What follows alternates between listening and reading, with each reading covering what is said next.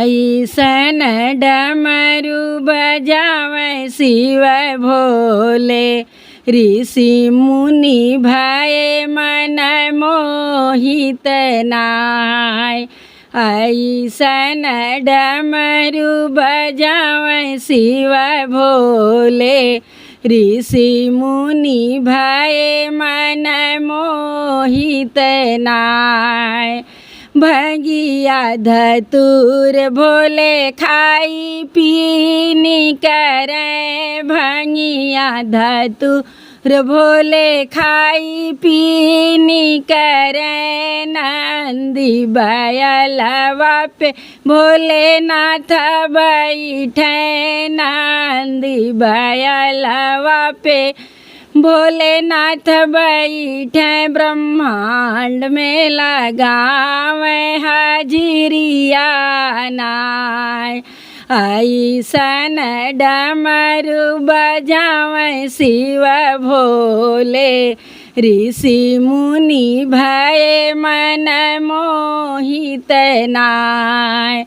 ऋषि मुनि भये मन मोहित नाय।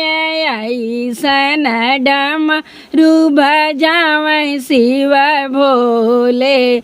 ऋषि मुनि भये मन मोहित नाय। जाई डमरू हिमाचल में बजावे। जाई के डमरू हिमाचल में बजावे।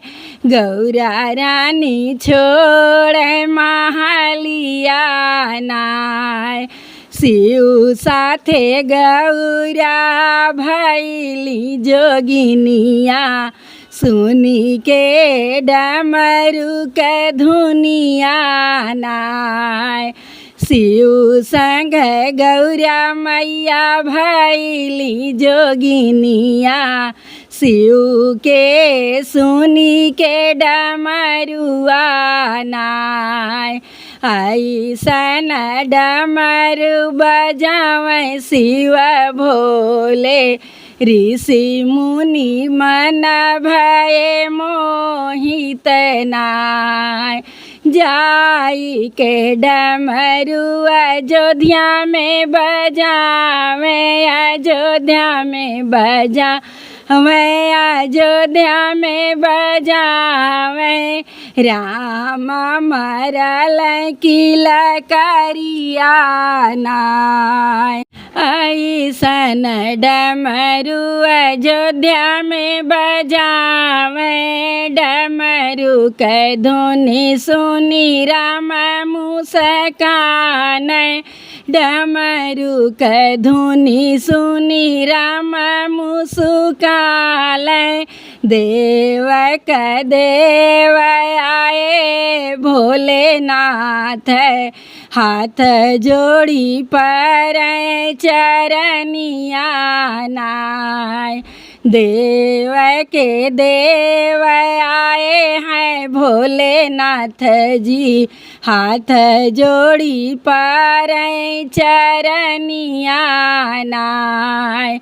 ऐसन डमरू बजावे शिव भोले। ऋषि मुनि भये मन मोहित नाय। जाई के डमरू गोकुल में बजावे। जाई के डमरू गोकुल में बजावे। डमरू के धुनी सुनी कान्हा मुस्काले। डमरू के धुनी सुनी कान्हा मुस्काले। देव से भये साधुइया नाय। बाल ही रूप करे प्रभु दर्शन। मन मन ली है बतलाई नाय। बाल रूप करे स्वामी दर्शन मन मन लिहे बतलाई नाय ऐसन डमरू बजावे शिव शंकर ऋषि मुनि भये मन मोहित नाय आई के डमरू धरती पे बजावे आई के डमरू धरती पे बजावे नर नारी करे पूजन वानाय देव के देव महादेव भोले पूरे करें सब के सपनवानाय देव के देव महाशिव शंकर पूरे करें सब के सपनवानाय ऐसन डमरू बजावे शिव शंकर ऋषि मन मोहित भैले नाय।